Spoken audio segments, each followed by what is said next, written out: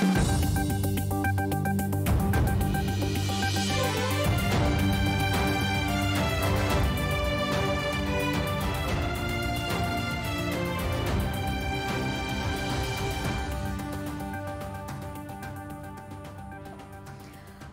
तराईमा आज पनि पानी पर्ने पूर्वानुमान। कान्तिपुर समाचारमा आज राष्ट्रपति रामचन्द्र पौडेलको स्वास्थ्यमा सुधार। भारतको मुम्बईमा उपचाररत कांग्रेस सांसद चन्द्र भण्डारी आज स्वदेश फर्कदै। काठमाडौँको कपनमा भएको हत्याकाण्डमा संलग्न भएको आशंकामा एकजना पक्राउ। डोल्पामा यार्सा गुम्बा टिप्ने सिजनका लागि सुरु भयो तयारी। अन्तर्राष्ट्रियमा अमेरिकामा भएको गोलीकाण्डमा 5 जना छिमेकीको हत्या र खेलकुदमा काठमाडौँमा जारी एसएससी मेन्स प्रिमियर कपको तेस्रो स्थानका लागि आज ओमान र कुवेत फिर्दै। नमस्कार, अब मुख्य समाचार। संसद सचिवालयले थाल्यो बजेट अधिवेशनको गृह कार्य। सरकारले काम नदिएको बहानामा सांसदहरू दायित्वबाट पन्छिँदै। बजेट अधिवेशन पनि उपलब्धिमूलक बनाउन चुनौती। 7वटै प्रदेशमा स्थापना भएका अनुसन्धान केन्द्र बजेट अभावले बन्द हुँदै। सरकारले प्राथमिकता नदिँदा वैज्ञानिक अनुसन्धानको योजना कागजमै सीमित। देशभरका किसान बाँदरबाट हैरान। स्थानीय तहले धपाउन नसक्दा खेतबारी बाँझै राखेर उठीबास। काठमाडौँमा पनि बिगबिगी। अमेरिकाको टेक्ससमा गोली प्रहारबाट एक बालक सहित 5 जनाको मृत्यु। छिमेकीमाथि गोली हान्ने बन्दुकधारीको खोजी जारी। र स्पेनिस ला लिगामा शीर्ष स्थानको बार्सिलोनाको रियल बेटिसमाथि 4-0 गोलको शानदार जित। रियल मड्रिडलाई पनि सफलता।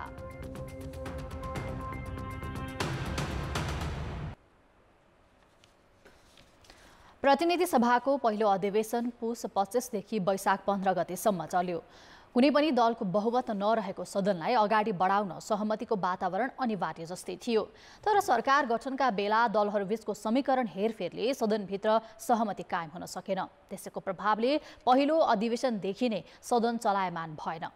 कानुन निर्माणदेखि राज्यका निकायमाथि निगरानी गर्ने जिम्मेवारी सदनले निर्वाह गर्न सकेन। प्रतिनिधि सभाको पहिलो अधिवेशनले नियमावली बनाउने, अन्तिम दिनमा आएर विषयगत समिति गठन गर्ने काम गर्यो। त्यसबाहेक सभामुख र उपसभामुख चयन गर्नुका साथै प्रधानमन्त्री पुष्पकमल दाहाललाई 2 पटक विश्वासको मत दिने काम पनि पहिलो अधिवेशनले गर्यो। यो अधिवेशनमा सरकारले आवश्यकता अनुसारको काम दिन नसक्दा निष्प्रभावी जस्तै बन्यो। संवैधानिक परिषद जस्तो तत्काल चाहिने ऐन नै राजनीतिक भागभण्डाको विषयसँग जोड्दा पारित गर्न सकेन। संविधान कार्यान्वयनका लागि थुप्रै कानुन बनाउन आवश्यक भए पनि सदनमा ती विषयले प्रवेश नै पाएनन्। समग्रमा प्रतिनिधि सभाको पहिलो अधिवेशनले राम्रो सङ्केत देखाउन सकेन। संसद सञ्चालनको नियमावली पास गर्ने कुरामै हामीले अनावश्यक लामो समय व्यतीत गर्यौँ। त्यो नियमावली पास भइसकेपछि तत्काल समितिहरू बनेर चाहिँ विधेयक पास गर्नलाई त पहिला समितिमा चाहिँ छलफल नभइकन विधेयक त पास हुन्न। अब विधेयक समिति नै नबनेपछि सदनमा टेबल भएका विधेयकहरू पनि उही टेबलमा चाङ्लाएर राख्ने काम मात्रै भयो। संक्रमणकालीन न्यायको विषयलाई विशेष समिति बनाएर अगाडि बढाउने दलीय सहमति भए पनि त्यो काम हुन सकेन। संसदीय सुनवाई समिति गठन विवादकै कारण रोकियो। धेरै समय सुन्ने र विशेष समयमै खर्च भयो। सदनमा पेश भएका केही विधेयक तत्कालै पारित गर्नुपर्ने भए पनि सदन निरीह बन्यो। यसले पनि विधेयक अधिवेशन कानुन बनाउने पाटोमा चुकेको स्पष्ट हुन्छ। त्यसो त संसदले कानुन निर्माण बाहेक संवैधानिक आयोगका प्रतिवेदनमाथि छलफल चलाउन सक्छ। आयोजनामा भइरहेका ढिलाइका विषयमा अनुगमन गर्न सरकारलाई निर्देश गर्न सक्छ। संसदीय समिति गठन नभएको अवस्थामा विशेष समिति गठन गरेर पनि हेर्न सकिन्छ। तर यसतर्फ न सरकारले पहल गरेको देखियो न त सांसदहरूले नै आवाज उठाए। पार्लियामेन्टको बैठक चाहिँ के हुनु पर्थ्यो भने यी जल्ला बल्ला समस्याप्रति संवेदनशील भएर छलफल गर्नुपर्थ्यो। प्रधानमन्त्री मन्त्रीहरू समेतलाई राखेर जवाफ लिएर तपाईहरुको टार्गेट के हो, के छ तपाईहरुको चाहिँ योजना कार्ययोजना के हो, कसरी गरिरहनु भएको छ भनेर प्रश्नहरू सोध्नु पर्थ्यो, छलफल गर्नु पर्थ्यो। त्यो विषयमा चाहिँ केही छलफल भएन। सामान्य चाहिने किसिमका छलफलहरू भए, तर जनताले चाहेको अपेक्षा गरेको चाहिने विषयमा बहस र छलफल हुन सकेन। यो चाहिँ बहुत दुःखको कुरा हो। संसदले काम गर्न नसक्नुका पछाडि राजनीतिक खिचातानी नै मुख्य कारण हो। सत्ता र प्रतिपक्ष दुवैले गम्भीरता नदेखाउने हो भने आगामी अधिवेशनले पनि गति लिन अप्ठ्यारो देखिन्छ। कान्तिपुर समाचारका लागि क्यामेरामा श्याम श्रेष्ठ र सञ्जय लुइटेलका साथ दीपक आचार्य, काठमाडौँ। संसदको हिउँदे अधिवेशन लामो समय चल्दा बजेट अधिवेशनको तयारीका लागि पर्याप्त समय नहुने भएको छ। खास काम बिनै हिउँदे अधिवेशनको समय लम्ब्याउँदा सरकारसँग बजेट अधिवेशनको तयारीका लागि समय कम भएको हो। दुई अधिवेशन बीचको समय कम हुँदा पूर्व तयारीको काम टालटुले मात्रै हुने देखिन्छ। जेठ 15 गते बजेट पेश गर्नुभन्दा 15 दिन अघि प्री बजेट छलफल गर्नुपर्ने हुन्छ। जेठ 15 गते बजेट ल्याउनुपर्ने संवैधानिक व्यवस्था छ। त्यसअगाडि प्री बजेट, नीति तथा कार्यक्रम पेश र छलफल, आर्थिक सर्वेक्षण पेश लगायतको काम गरिसक्नुपर्ने हुन्छ। अहिले संसद सचिवालय समय तालिका निर्माणको गृह कार्यमा जुटेको छ। प्री बजेट छलफलका लागि 3 देखि 4 दिन लाग्छ। नीति तथा कार्यक्रमको छलफलका लागि पनि त्यति नै समय लाग्छ। तर सबैलाई सहभागी नगराउने प्रचलन बाधक रहेको जानकार बताउँछन्। जब नियत तपाईको ठिक हुँदैन त्यो बेलामा तपाईले जुनसुकै नीति ल्याए पनि नियत र नीति जुनसुकै ल्याए पनि नियत ठिक नभइसकेपछि त्यो लागू हुँदो रहन्छ। त्यस्तै तपाईको यो बजेटमा छलफल गर्नुपर्छ, मान्यहरुसँग छलफल गर्नुपर्छ। यो मान्यहरुसँग छलफल गर्ने नाटक किन? अहिले 3टा त्रिमूर्ति हुनुहुन्छ नि, उहाँहरु त्रिमूर्तिले जे निर्णय गर्यो अहिले त्यही नै हो। संसद भनेको भन्नुहुन्छ भने वास्तवमा एउटा देखाउने हामी कहाँ संसद छ भनेर देखाउने स्थितिमा पुग्ला हो कि भन्ने चिन्ता लाग्ला। छलफलमा उठेका विषयमाथिको जवाफका लागि पनि केही दिन छुट्याउनु पर्ने हुन्छ, जसले गर्दा बजेट अगाडिको समय तालिका कम हुने भएको हो। छलफलमा आएका सुझाव बजेटमा समावेश गर्नुपर्ने भए पनि समयमा काम नगर्दा छलफल सधैँ औपचारिकतामा सीमित हुने गरेको छ। स्थानीय स्तरमा वैज्ञानिक अनुसन्धानका काम अगाडि बढाउन नेपाल विज्ञान तथा प्रविधि प्रज्ञा प्रतिष्ठान नासले 8 महिना अघि 7 प्रदेशमा विशिष्टीकृत अनुसन्धान केन्द्र स्थापना गरेको थियो। सबै केन्द्रमा अध्यक्ष नियुक्त भए पनि तर बजेट अभाव देखाउँदै सबै केन्द्र बन्द हुन थालेका छन्।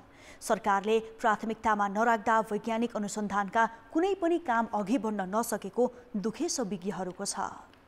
परम्परागत प्रविधिबारे अनुसन्धान गर्ने उद्देश्यले 8 महिना अघि लुम्बिनी प्रदेशको दाङ देउखुर स्थित गोबरदियामा विशिष्टीकृत अनुसन्धान केन्द्र स्थापना भयो। मुख्यमन्त्रीबाट तामझामका साथ उद्घाटन पनि भयो। तर नास्टले आवश्यक उपकरण, प्राविधिक, वैज्ञानिक र कर्मचारी मात्र होइनन्, बजेट समेत उपलब्ध गराउन नसक्दा बन्द नै भयो। यो अवस्था चाहिँ अब ताजा लगाएर आएको, त्यसपछि जान सकेको छैन। म आफैलाई लाज लागिरहेको छ कि म जान नसकेर म आफ्नै मेरो पैसा खर्च गरेर भए पनि म जान्छु एकपटक कहीँ बसुला भन्ने सोचेको पनि थियो। किनभने म प्रदेश 5कै मान्छे भएको हुनाले भन्ने सोचेको थिएँ। तर म मात्रै गएर पनि हुँदो रहेछ, एक्सपर्टहरू पनि लैजानु पर्यो, कर्मचारीहरू पनि चाहियो र अलि आएर अड्किएको भन्ने कुरो त्यही बजेटमा अड्किएको छ। लुम्बिनीमा मात्रै होइन, अन्य प्रदेशका विशिष्टीकृत अनुसन्धान केन्द्रको अवस्था पनि उस्तै छ। अझ कोशी र कर्णाली प्रदेशमा त अध्यक्ष नियुक्ति भए पनि अनुसन्धान केन्द्र नै स्थापना भएका छैनन्। नास्टले कोशीमा कृषि तथा खाद्य प्रविधि, मधेसमा चुरे संरक्षण, बागमतीमा शहरी विकास र वातावरण, गण्डकीमा हरित अर्थतन्त्र, लुम्बिनीमा परम्परागत प्रविधि, कर्णालीमा सूचना तथा सञ्चार र सुदूरपश्चिममा जडीबुटीजन्य विकास सम्बन्धी विशिष्टीकृत प्रयोगशाला स्थापना गर्ने नास्टको लक्ष्य थियो। तर सबै वैज्ञानिक अनुसन्धानको योजना कागजमै सीमित भएको छ। एउटा प्रदेशको लागि 1 करोडको बजेट मागेका थियौँ हैन, तर हामीले पायौँ जम्मा 7वटै प्रदेशको लागि जम्मा 20 लाख मात्रै बजेट पायौँ। जसले गर्दाखेरि हामी ती गतिविधिहरू गर्न नसकेको शाश्वत सत्य हो। र त्यसैले हामी अहिले के गर्न लागिराखेका छौँ भने पहिला जनशक्ति व्यवस्थापन गरौँ, तलबको व्यवस्था भइहालेकै हुन्छ र वैज्ञानिकहरू आइसकेपछि चाहिँ वैज्ञानिकहरूले प्रस्ताव लेख्नुहुन्छ। नास्ट मात्र होइनन्, विश्वविद्यालयहरूले समेत वैज्ञानिक अनुसन्धानलाई प्राथमिकता दिएका छैनन्। स्थानीय स्तरमा आर्थिक सामाजिक विकाससँगै रोजगारीका अवसर सृजना गर्न सक्ने भएकाले सरकारले विशिष्टीकृत अनुसन्धानलाई प्राथमिकता दिनुपर्ने विज्ञको बुझाइ छ। अनुसन्धानको कुरा प्राथमिकतामा नपरेको मेरो बुझाइमा प्राथमिकतामा नपरेको कारणले गर्दा चाहिँ सधैँ केही बजेट चाहिँ सर्टेन होइन यसो कर्मचारीलाई तलब खाने प्राज्ञहरूलाई दिने पैसाहरू चाहिँ हुने तर खासै अनुसन्धान गर्ने अनि अनुसन्धान गर्ने हामीसँग चाहिँ उपकरणहरू पनि नहुने उपकरणहरू महँगो हुने। विश्वका अधिकांश मुलुकले विभिन्न क्षेत्रमा अनुसन्धान मार्फत आर्थिक समृद्धि समेत हासिल गरेका छन् तर नेपालमा भने अझै पुरातन युगमै रहे जस्तो सरकारका क्रियाकलापबाट देखिन्छन्। त्यसैले वैज्ञानिक अनुसन्धानलाई प्राथमिकता दिन ढिलाइ गर्नु हुँदैन। कान्तिपुर समाचारका लागि जिल्ला सहकर्मीहरू विकास ठाकुर, अमर भण्डारी र क्यामेरामा विनोद कोजु र विकास जोशीका साथ नारायण किलम्बु, काठमाडौँ। अब जनमतमा हाम्रो प्रश्न छ, विज्ञान प्रविधिको क्षेत्रलाई सरकारले किन प्राथमिकता नदिएको होला? ए, महत्त्व नबुझेर, बी, बजेट अभाव र सी, दबाव पुगेन। जनमतको अन्तिम परिणाम आज साँझ 8 बजेको कान्तिपुर समाचारमा प्रसारण गर्नेछौँ। कृपया NEWS न्युज स्पेस AB वा C टाइप गरी 34001मा SMS गरी आफ्नो मत व्यक्त गर्नुहोला। आज पनि देशैभर पानी पर्ने मौसम पूर्वानुमान महाशाखाले जनाएको छ। स्थानीय र पश्चिमी वायुको प्रभाव रहेकाले लुम्बिनी, कर्णाली र बागमती प्रदेशमा अधिक वर्षा हुने जल तथा मौसम विज्ञान विभागको पूर्वानुमान छ। महाशाखाका अनुसार मधेस र कोशी प्रदेशमा हावाहुरीसहित चट्याङ र हल्का वर्षाको सम्भावना छ। गण्डकी र सुदूरपश्चिम प्रदेशमा पनि वर्षा हुने मौसमविद रोजन लामिछानेले जानकारी दिए। भोलिसम्म लगातार वर्षा हुने अनुमान छ। तराईमा हावाहुरीबाट हुन सक्ने क्षतिबाट बच्न आवश्यक सतर्कता अपनाउन महाशाखाले अनुरोध गरेको छ। समाचार अझै बाँकी छन्। ब्रेकपछि पुनः स्वागत छ। पछिल्लो समय बाँदरको बहस प्रतिनिधि सभासम्म पुग्यो। गाउँघरमा आतंक मच्चाएको भन्दै केही सांसदले बाँदर निर्यातको प्रस्ताव नै राखे। विभिन्न जिल्लामा बाँदरको उपद्रवले किसानको दैनिकी अस्तव्यस्त बनेको छ। स्थानीय तहले बाँदर धपाउने उपाय फेला नपार्दा खेतबारी बाँझै राखेर बसाई हिँड्ने क्रम बढेको छ। हिउँदका 4 महिना बाहेक धनकुटा पारिपातलेका भक्तबहादुर कार्की बारीमै भेटिन्छन्। बाली जोगाउन बाँदरको गोठालो बस्नु उनको बाध्यता हो। मिनबहादुर कार्कीको पनि अधिकांश समय बाँदर धपाउनमै बित्छ। पारिपातलेको सुन्तलाजात अनुसन्धान कार्यक्रमले बगैँचामा पसेर उपद्रो मचाउने बाँदर धपाउन गुलेली र मट्याङ्ग्रा सहित गस्ती नै खटाउने गरेको छ।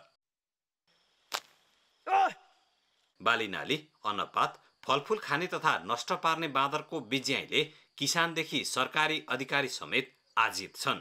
अलिअलि धान पलाएर यताउता भएपछि त्यो गाभा च्यातेर सबै गुबो खाइदिन्छ अनि त्यो पछि धान बाला सोरेर पराल यस्तो धुस्मो बनाइदिन्छ उफ्रिएर त्यो 24 घण्टा जस्तो रुङ्नु पर्छ अनि नसकेर खेत बाजा। 50-60 मुरी धान उत्पादन गर्थे, 12-13 मुरी मकै हुन्थ्यो, कोदो पनि 8-9 मुरी हुन्थ्यो, भटमासहरू यी आदि इत्यादि अहिले यो जिरो अवस्थामा पुगेको छ बाँदरकै कारणले। हामीलाई त उल्कै गरेछ गर्न पनि साह्रै नै गरे। कहाँबाट आयो 400-500 फौज आउँछ, मान्छे कुट्न आउँछ। यस्तो खालको हेर्नु हामीलाई त गरेर खान केही तरकारी सरकारी केही लाउँदैन। बाँदरले दुःख दिने धेरै ठाउँमा खेती नै हुन छाडेको छ। यति मात्र होइन, बाँदरको पिर खप्न नसकेर अर्घाखाँचीको छत्रदेव गाउँपालिकाका 8वटै ओडाबाट बसाइ सर्ने क्रम बढेको छ। 2079 सालमा मात्रै उक्त गाउँपालिकाबाट 205 परिवार बसाइ सरेको तथ्याङ्क गाउँपालिकासँग छ। एकान्त र जङ्गल छेउमा खेती र बस्ती हुने किसान बाँदरको पिरलोमा छन्। अब 24 घण्टा आउँछ, भात खानै दिँदैन। हैरानै छ नि, अब खेती लायो, अब रुङ्नु पर्यो, त्यही खानै दिँदैन। अब लाएको खेतीहरू सबै अब सकिहाल्छ। 2जना बुढाबुढी छन् भने त अब एकजनाले बस्तीलाई घाँस गर्नु पर्यो, एकजनाले ढेड बाँधेर पर्यो, अनि के खाएर, अनि 2 फोक्टा बारी हुनेले के खाएर बस्नु। कतिपय स्थानीय तहमा हरेक वर्षको योजना तर्जुमा गर्दा बाँदर नियन्त्रण र व्यवस्थापन नै पहिलो एजेन्डा हुने गरेको छ। व्यवस्थापनका पाटाहरू के हुन सक्छन् भन्ने विषयवस्तुमा छलफलमा त हामी जुटेका छौँ। तर यसलाई कसरी यो बाँदरलाई नियन्त्रण गर्ने, यसलाई व्यवस्थापन गर्ने भन्ने विषयवस्तुमा ठोस हामीले एउटा डिसिजनमा पुग्न सकेका छैनौँ। कृषि सभ्यताको सुरुवातदेखि नै मान्छे र बाँदरबीच द्वन्द्व छ। कतिपय ठाउँमा बाँदरकै कारण मान्छेको उठीबास लागेको र लाग्ने अवस्था देखिएको छ। त्यसैले प्राकृतिक सन्तुलनमा नकारात्मक असर नपर्ने गरी बाँदर नियन्त्रण र व्यवस्थापनको उपाय खोज्न आवश्यक देखिएको छ। कान्तिपुर समाचारका लागि जिल्ला सहकर्मीहरूका साथ विनोद घिमिरे, धनकुटा। बाँदरको थिचोमिचो भन्नासाथ जङ्गल छेउमा बसोबास गर्ने किसानको पीडा सम्झनामा आउँछ। तर तपाईलाई थाहा छ, काठमाडौँ जस्तो व्यस्त सहरभित्रै बाँदरको बिगबिगी छ। बटुवाको सामान लुट्ने, कौसीमा रोपेको तरकारी फलफुल खाइदिने अनि पसलभित्रै छिरेर उपद्रो गर्ने क्रम बढेपछि काठमाडौँवासी बाँदरबाट हैरान छन्। काठमाडौँको त्रिपुरेश्वर थापाथली क्षेत्रमा एका बिहानै बाँदर सडकमा निस्कन्छन्। भोकाएर निस्केका बाँदर बटुवालाई झम्टन्छन् र झोला लुट्छन्। कहिलेकाहीँ पैसा र मोबाइल बोकेको झोला समेत जोगाउन मुस्किल हुन्छ। टोक्छ अनि खानेकुरा माग्छ, छिन्छ, त्यस्तो छ हजुर। अनि बाटोमा हिँड्न दिँदैन, मोबाइल पनि छिन्छ, पैसा पनि छिन्छ। अनि कुराहरू जुन बनिरहेको हुन्छ नि, अब मान्छेले खाजा खाइरहेको हुन्छ बाहिरबाट, बिचरालाई थाहा हुँदैन, अगाडि जानकारी गराउनुपर्छ। यहाँ खाजा खाँदाखेरि बाँदर आउँछ, बचेर खानु भनेर पहिल्यै लाठी दिनुपर्छ कि मैले। काठमाडौँको स्वयम्भू भण्डारखाल पशुपति त्रिपुरेश्वर क्षेत्रमा बाँदरले बढी दुःख दिने गरेको छ। बागमती विष्णुमती खोलाको किनार हुँदै उपत्यकामा बाँदरहरू फैलिएका छन्। नागार्जुन स्वयम्भू गौशाला आसपासका बासिन्दाले बाँदरकै कारण कौसीमा तरकारी रोप्न समेत पाएका छैनन्। धार्मिक स्थलमा प्रसाद खान पल्केका बाँदरले मठ मन्दिरहरूलाई नै मुख्य वासस्थान बनाउने गरेका छन्। पछिल्लो समय काठमाडौँका बाँदरको प्रजनन क्षमता बढेको र आयु घट्दै गएको प्राणीशास्त्री मुकेश चालिसेको भनाइ छ। बाँदरको अधिकतम आयु 20 वर्षको हुन्छ। दुःख दिने ठाउँका, जनताले दुःख पाएका ठाउँका र घरबासै त्यागेर बसाइ सर्नुपर्ने ठाउँका किसानहरूलाई दुःख दिने बाँदरहरूलाई समातेर हामीले 7वटा प्रदेशमा 7वटा प्रयोगशाला बनाइदिने हो भने अहिलेका दुःख दिने बाँदरहरू सबै नियन्त्रणमा आउँछन् र बाँकी बचेका बाँदरलाई हामीले अब मानिस त घटाउनु पर्छ भनेर परिवार नियोजन गर्छन् भने बाँदरको पनि परिवार नियोजन गर्ने। त्यसो भयो भने उनीहरूलाई पुग्ने जङ्गल अझै छ र जङ्गलमै उनीहरूलाई केन्द्रित गर्ने। जङ्गल र खेतबारीमा मात्र निर्भर रहने बाँदर व्यस्त बजारमै फैलिएपछि अब यो समस्या काठमाडौँवासीको टाउको दुखाइको विषय बनेको छ। घर र पसलभित्रै बाँदरबाट हुन थालेको क्षति न्यूनीकरण गर्न अब काठमाडौँ महानगरपालिकाले पनि सोच्ने कि। कान्तिपुर समाचारका लागि मुरारी घिमिरे र विकास जोशीका साथ सृजना बास्तोला, काठमाडौँ। विभिन्न जिल्लामा बाँदरको उपद्रोले किसानको दैनिकी अस्तव्यस्त बनेको छ। बाँदर आतंकका कारण के कस्तो समस्या सहन बाध्य छन् त अर्घाखाँचीका स्थानीयहरू? यसै बारेमा थप जानकारी दिन हाम्रा अर्घाखाँची संवाददाता रुद्रमणि भुषाल प्रत्यक्ष सम्पर्कमा छन्। रुद्रमणि, बाँदर आतंकका कारण जिल्लाको कुन कुन भेग ज्यादा प्रभावित छ? विशेष गरी अर्घाखाँची जिल्लाको छत्रदेव गाउँपालिकामा बढी मात्रामा चाहिँ यो बाँदरको अलि समस्या निकै छ। बाँदरकै समस्याले गर्दा त्यहाँका चाहिँ झन्डै 50% नागरिकहरू बसाइसराई गर्नुपर्ने बाध्यता रहेको छ।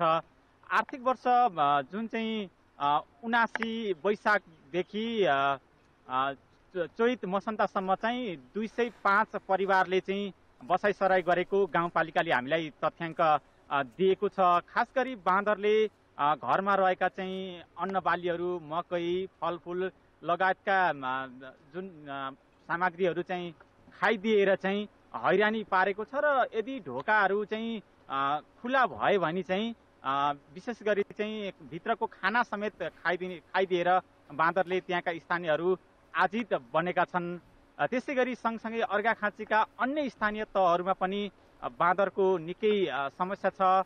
बाँदरकी समस्याले गर्दा कतिपय नागरिकहरूले खेतीयोग्य जमिन पनि बाँझी राख्नुपर्ने बाध्यता रहेको छ र वैकल्पिक खेतीहरू अपनाउन थालेका छन्। जस्तै बिसार खेतीहरू अनि अदुवाहरू लगाउने, बाँदरले नखाने त्यस्ता खेतीहरू गरिरहेका छन्। र विशेष गरी यो पहाडी जिल्लामा बाँदरको निकै समस्या छ र पछिल्लो समय प्रतिनिधि सभामा पनि यो बाँदरलाई चाहिँ निर्यात गर्ने कि अथवा चाहिँ के गर्ने भन्ने विषयमा चाहिँ कुरा उठेका कारणले अर्घाखाँचीवासीहरू अत्यन्तै खुसी भएका छन्। बाँदरलाई यदि निर्यात गरियो अथवा चाहिँ बन्ध्याकरण गरियो भने चाहिँ केही सहज हुन्थ्यो र आफूले चाहिँ आफ्नै बारीमा खेतीयोग्य जमिनमा खेती गरेर खान सकिन्थ्यो भन्ने चाहिँ अर्घाखाँचीका स्थानीयहरूको भनाइरहेको छ किसानहरूको।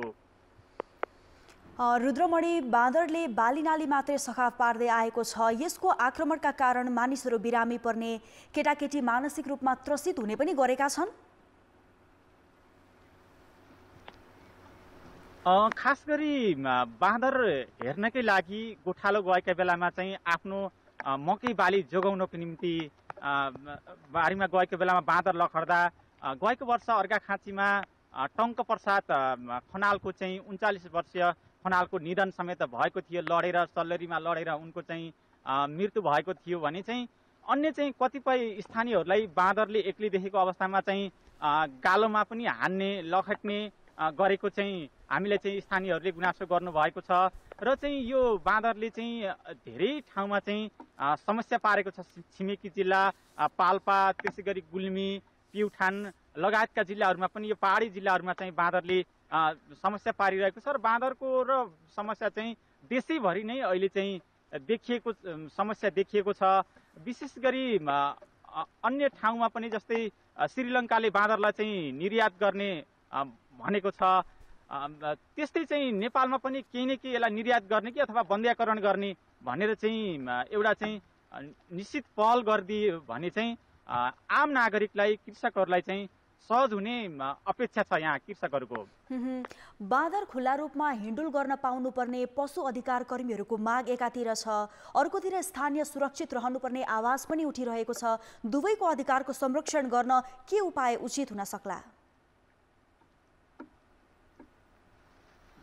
विशेष गरी बाँदरलाई चाहिँ अब हाम्रो नेपालको कानुन अनुसार चाहिँ हत्या गर्न पनि हुँदैन र त्यसलाई चाहिँ बाहिर पठाउन पनि हुँदैन भन्ने छ।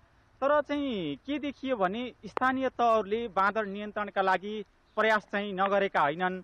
जस्तै चाहिँ हेरालु राखेर पनि चाहिँ उनीहरूले बाँदरलाई चाहिँ नियन्त्रण गर्ने प्रयास गरे, तर हेरालुले पनि सम्भव देखिएन। किनकि एउटा गाउँले बाँदरलाई चाहिँ धपायो भने चाहिँ अर्को गाउँमा गएर फेरि त्यसले नक्सानी गरिदियो र गाउँ बिचमै द्वन्द्व सिर्जना गरिदियो। त्यो बाँदरकै कारणले अर्को गाउँबाट अर्को गाउँमा बाँदर लखडिदिएका कारणले भनाभन हुने त्यस्तो स्थिति पनि सिर्जना भयो। र चाहिँ विशेष गरी स्थानीय तहले पहल गर्दै पनि चाहिँ बाँदर नियन्त्रण गर्ने प्रयास चाहिँ भएन। तर चाहिँ उनीहरूको बाँच्न पाउने पशुको हक भए तापनि चाहिँ बन्द्याकरण गरेर अथवा चाहिँ कुनै निश्चित ठाउँमा चाहिँ त्यो बार गरेर राख्न सकिन्छ कि जालीभित्र राख्न सकिन्छ कि खाद्यान्न उपलब्ध गराएर उहाँहरूलाई पनि बाँदरहरूलाई चाहिँ बचाउन सकिन्छ कि अथवा के विकल्प गर्न सकिन्छ, यसको बारेमा चाहिँ बाँदरसँग सरोकार राख्ने विज्ञहरूसँग चाहिँ छलफल गरेर यसको ठोस निर्णयमा जानुपर्ने परिस्थिति सिर्जना भएको छ अहिले पछिल्लो समय यो देशैभर बाँदरको हैरानीले गर्दाखेरि।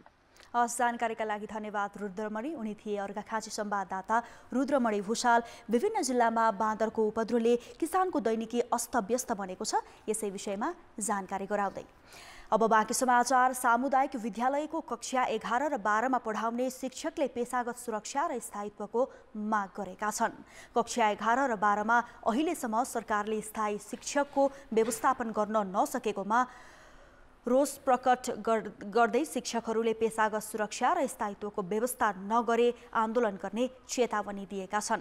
माध्यमिक विद्यालय शिक्षक युनियन नेपालको 7औं महाधिवेशनमा सहभागी शिक्षकहरूले 20 वर्षदेखि शिक्षण पेशामा संलग्न भए पनि रित्तो हात घर फर्कनु पर्ने बेला आएको भन्दै स्थायी शिक्षकको व्यवस्था गर्न माग गरे। यस्तो खालको समस्याले गर्दाखेरि यो समग्र उच्च माध्यमिक तहको शिक्षकहरूको मात्रै समस्या नभइकन उच्च माध्यमिक साबिकको उच्च माध्यमिक तहको शिक्षाको नै समस्याको रूपमा यो देखिएको छ। स्थायी शिक्षकको दरबन्दी व्यवस्था गर्न नसके पनि सरकारले 6000 शिक्षकलाई अनुदान भने दिँदै आएको छ। महाधिवेशनमा देशभरका 400 शिक्षक सहभागी थिए।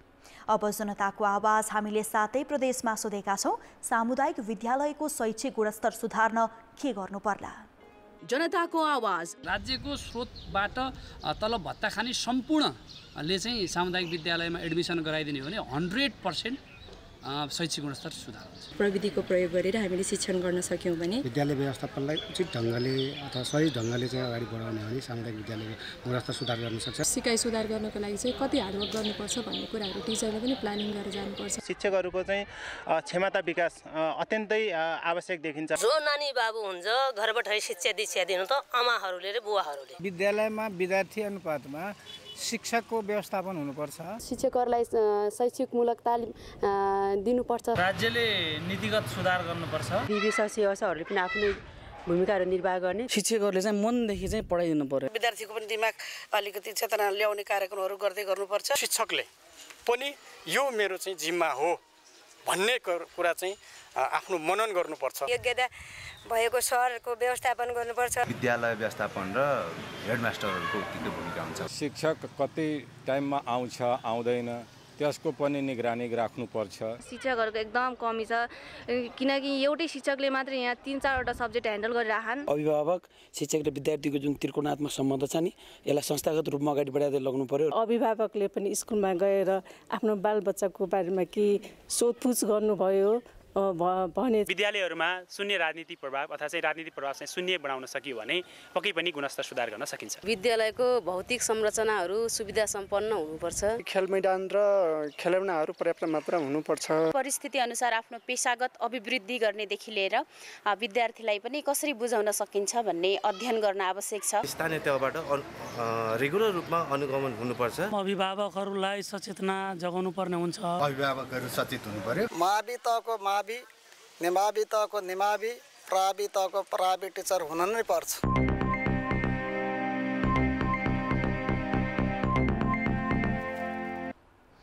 आर्थिक र अन्तर्राष्ट्रिय समाचार अझै बाँकी छन्।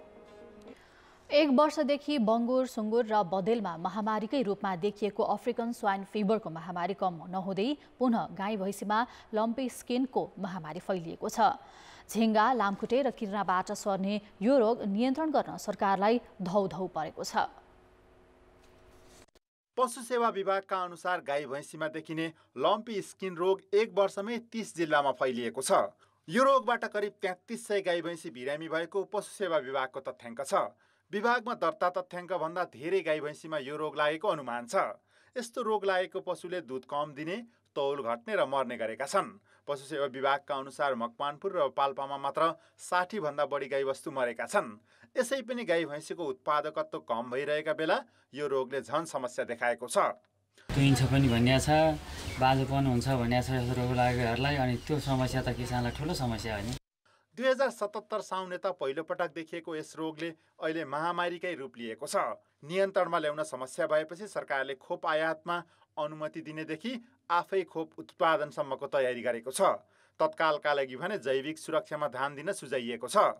जसरी हामी डेङ्गु भन्छौँ, मान्छेलाई अहिले भइरहेको डेङ्गुको प्रकोप जसरी लामखुट्टेको कारणले गर्दा सरिरहेको छ, यो भाइरस पनि त्यसै गरी सर्ने प्रजातिको। लामखुट्टे लगायतका किर्ना लगायतका किराहरू चाहिँ नि गोठमा आउनु दिनु भएन। सबभन्दा हामीले गर्नुपर्ने त्यसको लागि चाहिँ लामखुट्टे मार्ने विधिहरू प्रयोग गर्नु पर्यो अथवा लामखुट्टे बढ्न नदिने विधिहरू सरसफाइमा विशेष ध्यान दिनु पर्यो। गोठमा चाहिँ धुवाँहरू लगाएर लामखुट्टेहरूलाई भगाउनु पर्यो। त्यस्तै चरनमा लैजाँदाखेरि रोगी पशुले चरनमा लैजानु भएन। 13 महिनादेखि बङ्गुर, सुँगुर र बँदेलमा महामारीकै रूपमा फैलिएको अफ्रिकन स्वाइन फिभरले 25 जिल्लाका किसान प्रभावित भएका छन्। यो रोगबाट 60,000 भन्दा बढी बङ्गुर, सुँगुर र बँदेल मरेका छन्। पीडित किसान पुनर्स्थापनाको खोजीमा रहे पनि सरकारी निकाय अलमलमै छन्।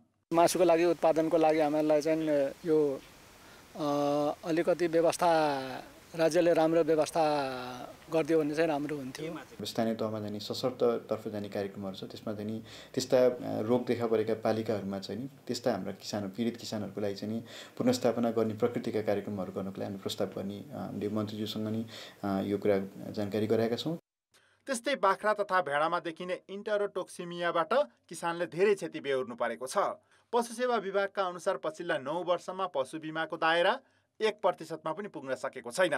सरकारले बिमा प्रिमियमको 80% दिए पनि किसानको पहुँच पुग्न सकेको छैन। यसै पनि पशुपालन अपेक्षाकृत विस्तार हुन नसकेको अवस्थामा यस्ता महामारीले झन चुनौती सिर्जना गरिदिएको छ।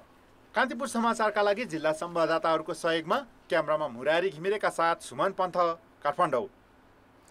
अब अन्तर्राष्ट्रिय समाचार। अमेरिकाको टेक्सस राज्यमा एक बन्दुकधारीले एक बालक सहित 5 जना छिमेकीको हत्या गरेका छन्।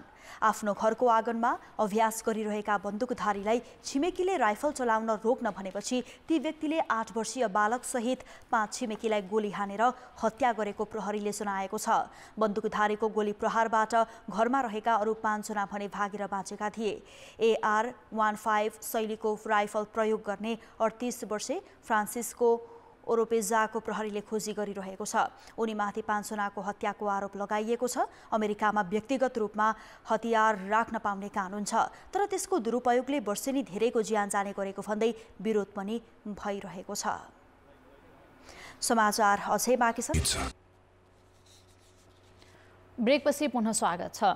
डोल्पा जिल्लामा यार्सा गुम्बा पाइने झण्डै 2 दर्जनभन्दा बढी स्थान सर्वसाधारणका लागि खुला गरिने भएको छ। यार्सा गुम्बा सङ्कलन तथा संरक्षण सम्बन्धी सरकारवालाको बैठकले यस वर्ष चाँडै नै यार्सा सङ्कलनका लागि फुकुवा गर्ने निर्णय गरेको हो। सेफ फोक्सुन्डो राष्ट्रिय निकुञ्ज र अरू सामुदायिक वन क्षेत्रका बन्द रहेका पाटनहरू पनि यो वर्ष जेठ 1 गतेदेखि असार 1 गतेसम्म फुकुवा गर्ने निर्णय गरिएको छ। 1 महिनासम्म यार्सा टिप्न खुला गर्ने निर्णय भएको जिल्ला समन्वय समिति डोल्पाका प्रमुख श्यामबहादुर रोकाले जानकारी दिए। बहुमूल्य जडीबुटी यार्सा गुम्बा सङ्कलन गर्न डोल्पा जिल्लाका विभिन्न पाटनमा स्थानीय र छिमेकी जिल्लाबाट सर्वसाधारण पुग्ने गर्दछन्। बहुमूल्य जडीबुटी यार्सा गुम्बा समुद्री सतहबाट 3000 मिटरदेखि 6000 मिटर उचाइमा पाइन्छ। गत वर्षहरूमा जेठ 10 गते मात्र यार्सा सङ्कलनको लागि फुकुवा हुँदै आएको थियो। यस वर्ष कम हिउँ परेकाले पाटन क्षेत्र जेठ 1 गते नै खुला गर्ने निर्णय गरिएको हो। यार्सा गुम्बा पाटन प्रवेश गरे बापत निकुञ्ज 500 देखि 3000 रुपैयाँ प्रवेश शुल्क तिर्नुपर्छ। सुदूरपश्चिमको भीमदत्त राजमार्गमा हिँड्ने सबैले खीर भन्नासाथ डडेलधुराका खीरबाजेको हँसिलो अनुहार सम्झिन्छन्। 2032 सालदेखि पैदल यात्रीहरूलाई खीर खुवाउँदै आएका डडेलधुराको साहु खर्कका खीरबाजे सडक विस्तार र यातायातका साधन नियमित हुन थालेपछि झन लोकप्रिय बनेका छन्। पछिल्लो 4 दशकमा गोरेटो बाटो पक्की सडकमा रूपान्तरण भयो, तर खीरबाजेले बनाउने खीरको स्वाद भने कहिल्यै फेरिएन। पहाडबाट तराई झर्दा होस् या तराईबाट पहाड क्षेत्र उक्लिँदा सागुरा सडकमा पहाड छिचोल्दै भीमदत्त राजमार्ग हिँड्ने सवारी र यात्रु रोक्ने एक स्थान छ साहु खर्क। चालकले नमानेका बेला कराई गरेर भए पनि साहु खर्कमा रोकेर खीरको स्वाद लिन कमै यात्रुले छुटाउँछन्। साहु खर्कलाई यस्तो गन्तव्य बनाएका छन् 70 वर्षीय शेरबहादुर देउबा अर्थात् खीरबाजेले। यिनी नामले भन्दा खीरबाजेले परिचित छन्। धेरैले त साहु खर्क भन्ने बित्तिकै खीरबाजे नै सम्झिन्छन्। हाम्रो बाजेको जब यो कच्ची बाटो थियो त्यहाँदेखि खीर खान्थ्यौँ क्या हामी। धेरै पुराना मान्छे यिनी, एकदम खीर पनि मिठो बनाउने, एकदम मृदु स्वभाव भएका व्यक्ति। हामीहरू प्रायः पहाड आउँदाखेरि खीरबाजेको यहाँ खीर नखाएर हामी कहिले पनि जाँदैनौँ। यहाँको पौष्टिक, यहाँको एकदम हाइजेनिक हिसाबको हुन्छ। यहाँ त्यस्तो मिसावटबाट खीर हुँदैन। सडक कच्चीबाट कालोपत्रे भयो, व्यवस्था फेरिए, यात्रु कति आए कति गए, तर शेरबहादुर देउबाको खीरको स्वाद भने फेरिएको छैन। 2032 सालदेखि खीर बेचिरहेका उनले साहु खर्कको चिनारी नै बदलेका छन्। इन्जिनियर ऊपर से असैसम्म ब्लास्टिङवाला थियो, उनी मलाई नौगल्ला दिएको थियो। पछि यहाँसम्म गाडी पुग्यो 32 सालमा। खीर बनाए, राम्रै भयो। सुरुवाल र स्टोकोटमा धुवासँगै पौटेजोरी खेल्दै बाजेले यात्रुको भरपुर सेवा दिएका छन्। 2032 सालतिर पहाडी जिल्लाका सडक खन्न आएका कामदारहरूलाई नास्ताको रूपमा खीर खुवाउन सुरु गरेका उनले बिस्तारै साहु खर्कलाई खीरको बजारकै रूपमा परिणत गरे। कर्मचारी बढी भन्नुभयो, यो नाना गाडी मोटरसाइकलमा चाहिँ बस्छ सकिसक्यो, पुर्याउनै सकिने भयो भने त्यतिको दुधै पाइने। खीरबाजे दैनिक 40 देखि 50 लिटर दुधको खीर बेच्छन्। त्यसो त उनकोमा स्वादिष्ट चिया खान आउनेको सङ्ख्या पनि कमी छैन। बिहानदेखि साँझसम्मै उनको पसलमा भिड हुन्छ। दुधको अभावसँगै खीर उत्पादनमा कमी आए पनि उनको पसलमा खीर खान आउने भिडमा भने कमी आएको छैन। कान्तिपुर समाचारका लागि वरुण पनेरू, डडेलधुरा। समाचार अझै बाँकी छन्। खेलकुद समाचार। कान्तिपुर खेलकुद समाचारमा स्वागत छ। एसीसी मेन्स प्रिमियर कपमा तेस्रो स्थानका लागि कुवेत र ओमान भिड्दैछन्। यो खेल बिहान 9 बजीबाट टियु मैदानमा सुरु हुनेछ। सेमिफाइनलमा कुवेत र नेपाल बीचको खेल वर्षाले प्रभावित बनेको थियो। खेल नो रिजल्टमा दर्ज भएकाले नेपाल समूह ए को विजेताका रूपमा फाइनल प्रवेश गर्दा कुवेत पनि पराजित बनेको हो।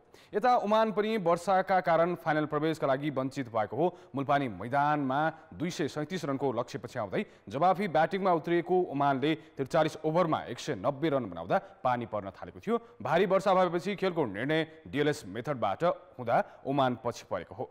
यो खेलको विजेताले एसीसी इमर्जिङ टिम्स एसिया कपमा खेल्ने मौका पाउनेछ। कान्तिपुर खेलकुद समाचारहरूलाई यति नै। कान्तिपुर समाचार अहिलेलाई सकियो। कान्तिपुर टेलिभिजन हेर्दै गर्नुहोला। नमस्ते।